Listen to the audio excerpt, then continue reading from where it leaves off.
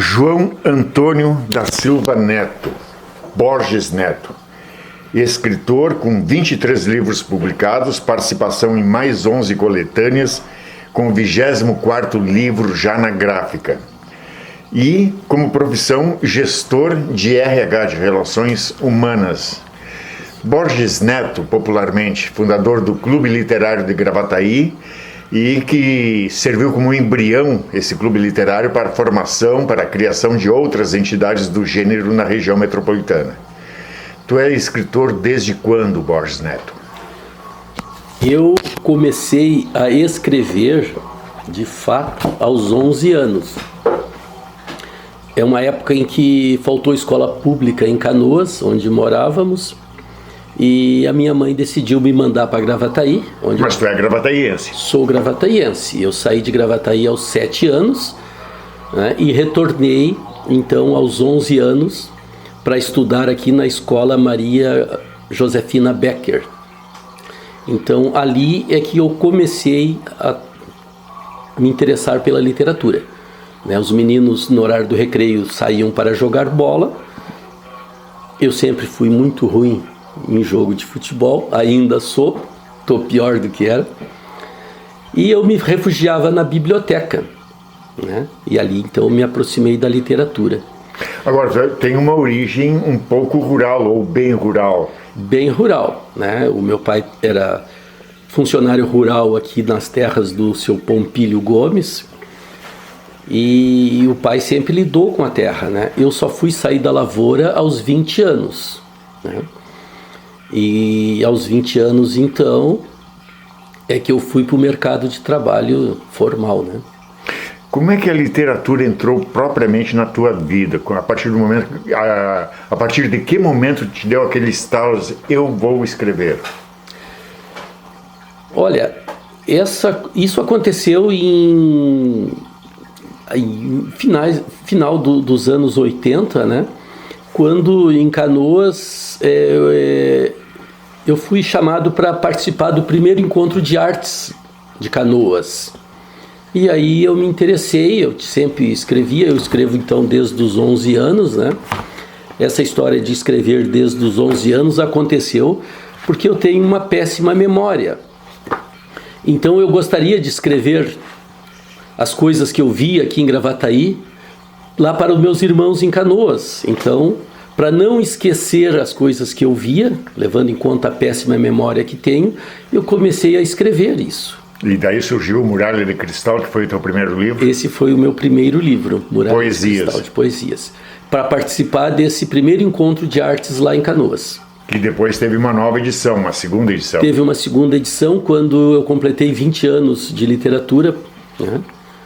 E ele parou nessa segunda edição. Esses poemas eles foram depois compilados numa antologia chamada 4 Livros de Poemas, que é esse aqui, onde eu reúno meus 4 primeiros livros de poesias, que é o Muralha de Cristal, Jogos de Calçada, Maricás Floridos e Moça Triste na Janela. Agora, tu faz poema, escreve crônicas, contos, tem ficção no meio, tem romance? Tem romance. Nós temos esse romance aqui, Um Deserto, logo ali, que conta a história de que é ficção, de um menino rural que vem para a cidade, né?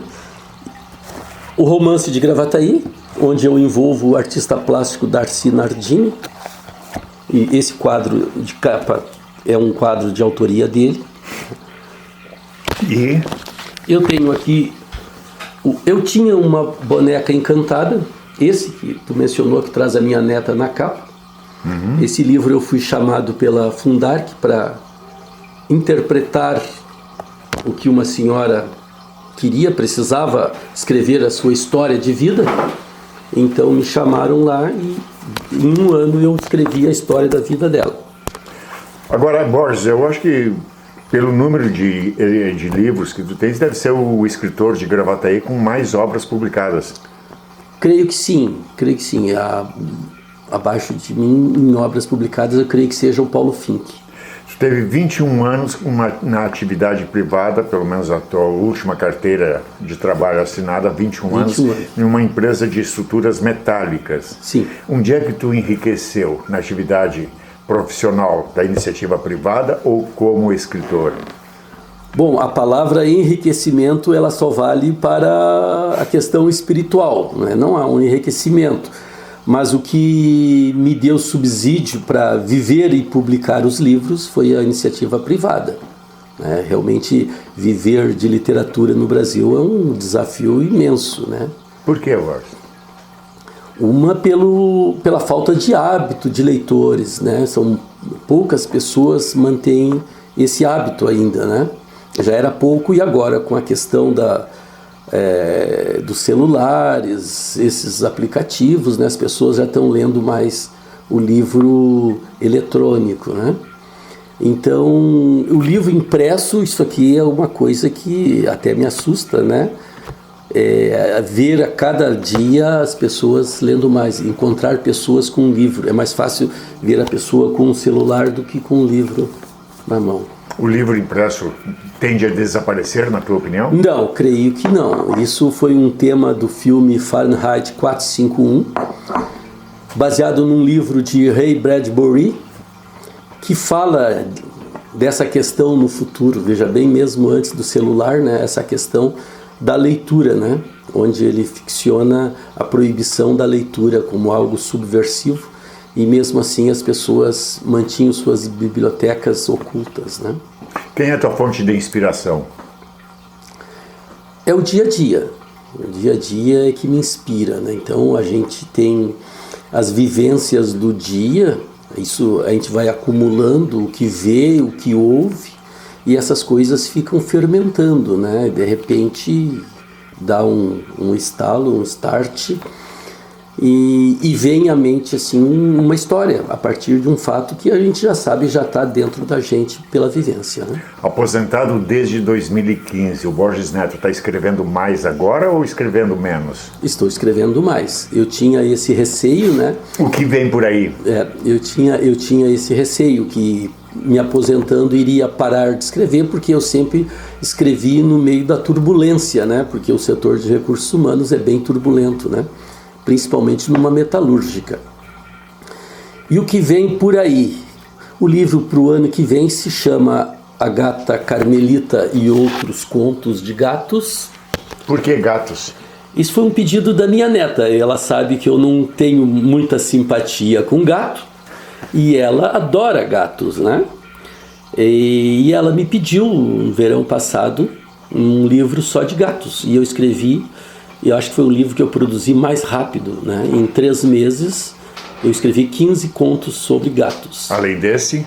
Além desse, estou escrevendo Uma Noite Acampado e Outros Momentos com Alice, que é a minha neta. Foi um pedido, não foi um pedido dela, ela pediu para acampar, queria viver essa experiência acampado. Ela tem 8 anos. Tem 8 anos, queria viver essa experiência. E eu, apesar de 61 anos, me dei ao trabalho de ir para o interior do estado, escolher um acampamento e passar, apesar das minhas dores na coluna, passar uma noite em cima de um colchonete.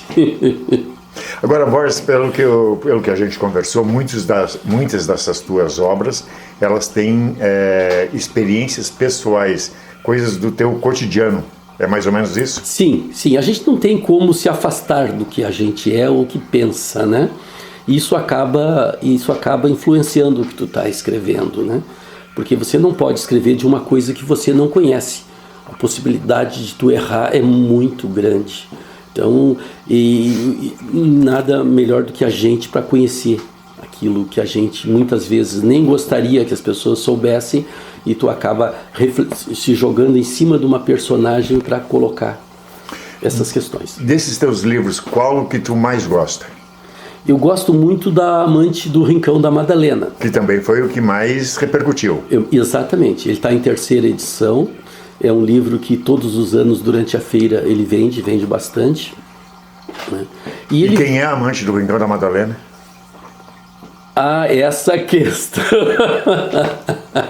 Essa questão. A gente tem vendido bastante, né? principalmente para as pessoas do Rincão da Madalena, que elas vêm para saber quem é amante do Rincão da Madalena, né?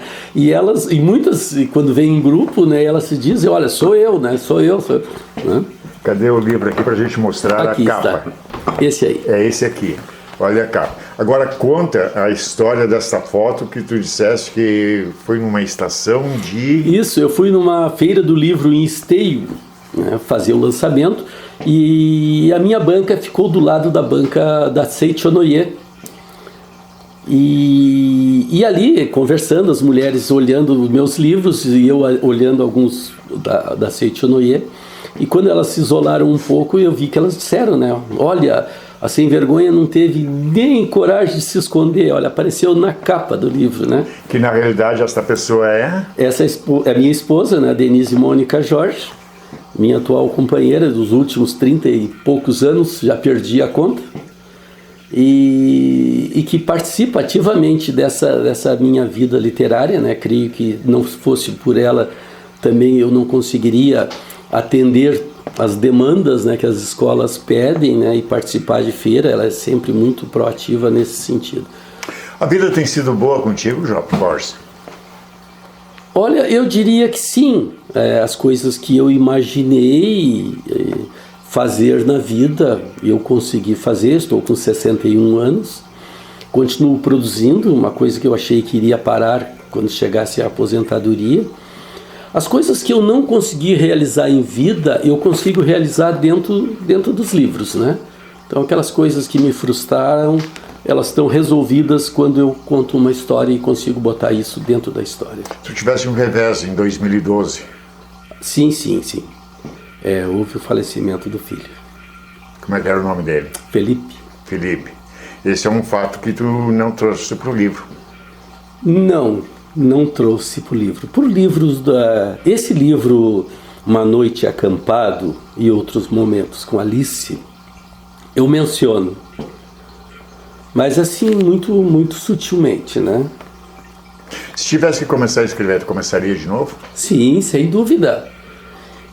Isso me ajudou a superar muitos problemas na vida, né? E antes de escrever, né, então o fato principal, na verdade, é a leitura, né? Então o que me motiva a escrever é a leitura. Então, lendo grandes livros, grandes obras, isso me faz ser um escritor, né? Agora tu participa, ou tem uma vida bastante ativa no movimento literário da região. Participou da fundação do Clube Literário de Gravataí. Sim. E de outros aqui na região. Sim. Teve a Associação Literária 5 anos antes, né, onde eu montei a organização junto com a Fundação de Arte e Cultura. Aliás, tu presidiu também a entidade? Presidi a entidade nos 5 primeiros anos, né, e presidi o Clube Literário nos 7 primeiros anos. Né. Hoje eu só participo dando uma ajuda nessa questão de administrar, levar o Clube Literário nas publicações, né? Porque a gente publica praticamente 99% dos autores de Gravataí. Uhum. Quantas feiras do livro já participou? Olha... Você acha que tem memória curta, né? Eu tenho memória curta. Eu cheguei em Gravataí em 1989. Eu creio que participe das feiras do livro desde 90. Aliás, retrocedendo um pouquinho, chegou em Gravataí em 89 e vindo de São Paulo, onde tu ficaste por 5 anos. Exatamente. O que tu foi fazer lá, escrever? Eu fui tentar uma publicação de uma editora de lá, a editora Rocco. Ela era recém-fundada naquela época, né? Eu li notícias aqui da editora Rocco. Eu trabalhava naquela época no Adubos Trevo, hoje se chama Adubos Iara. E aí eu pedi demissão ali, né? A minha irmã morava já em São Paulo, e aí eu fui tentar a sorte lá, né? Mas autor novo, vindo de um estado distante, né? Longe do eixo Rio-São Paulo, né? Praticamente impossível, né? E foi lá que conheceu a Denise e trouxe a palmeirense aqui para o sul. Exatamente. O escritor, ele é valorizado no Brasil ou era mais valorizado até alguns anos atrás? Olha, eu diria que hoje Hoje está muito misturada essa questão de valorizado, né? A gente vai nas escolas, o pessoal, os professores, os alunos se aproximam, vêm falar, e a gente é mais assim, vamos dizer, bem recebido, né? Mas antigamente tinha um outro respaldo, né? Antigamente era quase que um endeusamento, né? Aqueles autores que mais se destacavam, né? E isso é resultado da falta de leitura do brasileiro? Resultado da falta de leitura, muita falta de leitura. Então, eu vejo assim que há o pecado dos pais não fazerem leitura para as crianças, né? Eu hoje, todas as noites, eu tenho que ler para minha neta, senão ela não dorme. Então eu sei que se eu conduzi-la até a fase adulta lendo, eu sei que eu já cumpri o meu papel. Eu só preciso que ela leia muito. E onde é que entra a escola nesse processo de incentivar a leitura? Olha, algumas escolas trabalham melhor isso, como aqui em Gravataí, a escola Osório trabalha bastante isso, né? Em outras escolas me parece que é uma coisa assim que só vai acontecer quando a escola fizer um evento literário mesmo. Os livros ficam lá relegados a uma biblioteca. É muito mais para cumprir currículo. Exatamente, e eles não estão dentro da sala de aula, né? Os livros não deveriam estar lá na biblioteca, eles deveriam estar ali na sala de aula, onde os alunos que estivessem chateados com a matemática pudessem pegar um livro de literatura. Qual é a força que tem o livro na vida de uma pessoa, Borges, na tua avaliação? Eu diria, no meu caso, que 100% do que eu sou é a leitura. Porque eu saí da lavoura aos 20 anos, né? E eu assumi posições nas empresas antes de me formar, né? Então, tudo que eu sei de recursos humanos, de pessoas, eu aprendi dentro dos livros, lendo personagens fictícios. Porque, na verdade, eles são fictícios para o leitor, né? Porque para o autor, aquilo ali é a experiência que ele buscou em fatos da vida dele, fatos que o cercavam, fato que ele viu, até o Jack Stripador, né? Isso faz parte. Em algum momento, em alguma situação, ele conviveu com aquilo. Foi um fato verdadeiro. E o autor, que ele é um bom autor, ele consegue passar essa parte psicológica dos seus personagens, né? E aí tu aprende muito a conhecer pessoas com os personagens fictícios. E agora, até o final do ano, Borges e família mudando para Santa Catarina, abandonando Gravataí, Borges? Não, abandonando Gravataí não. Essa é a cidade que me reconheceu como seu escritor, como seu autor, né? Eu virei a Gravataí no mínimo uma vez ao mês para comandar o sarau de literatura e virei outras vezes. Afinal, a vida de aposentado precisa ser preenchida com algumas atividades. Agora tu está mudando para, entre aspas, péssima praia de Gaivota. Por que a escolha de Gaivota? Isso se deu ao acaso, como a Denise falou, né? E isso pode virar assunto de um livro, inclusive. Houve um ano em que a gente não estava muito bem financeiramente e ela conseguiu, onde ela pintava as unhas, no cabeleireiro lá, ela conseguiu alugar uma casa sem conhecer a casa, né? Muito barata, né? E a gente foi, naquela época eu tinha um Chevette, aqueles dito tubarão, né? E a gente foi a mãe dela, meu guri, e eu nunca tirei férias, eu sempre trabalhei direto, né? Então eu ia levá-la até a praia e voltava para trabalhar na segunda. E a gente foi, eram 20 quilômetros de chão batido em Gaivota, né? Adiante de Gaivota. E a gente foi, larguei eles lá, a casa estava caindo aos pedaços. Até morcegos tinha, né? Mas isso é que faz mais vibrante as histórias, né? E eu voltei, e aí quando eu fui 15 dias depois para buscá-los, eu vi no caminho um anúncio de uma pousada chamada Pousada Mônica, que é o segundo nome da minha esposa, né?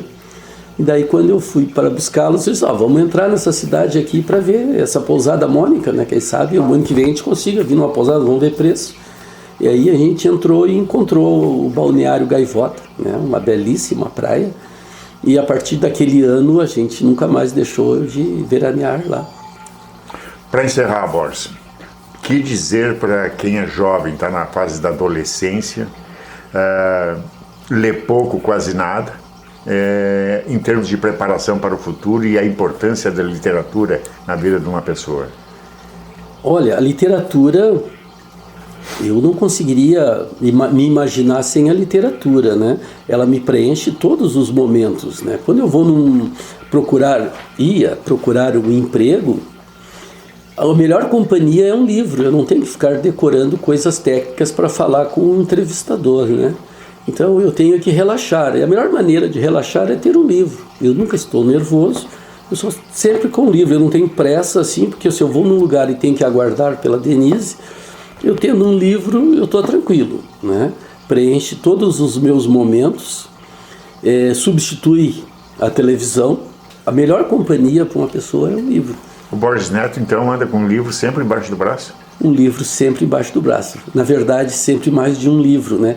Porque às vezes a gente espiritualmente não está bem para aquela leitura. E aí eu tenho o hábito de ler mais de um livro ao mesmo tempo. Assim como escrever. Eu escrevo 4, 5 histórias ao mesmo tempo. Uma delas está meio desgastante, eu mudo para outra e vou trocando. Ler um livro é fazer uma viagem? Várias viagens, né? Várias viagens. Porque dentro de um livro, inclusive, eu consigo, lendo, eu consigo criar um outro livro. Uma deixa que o escritor deixou, sabe?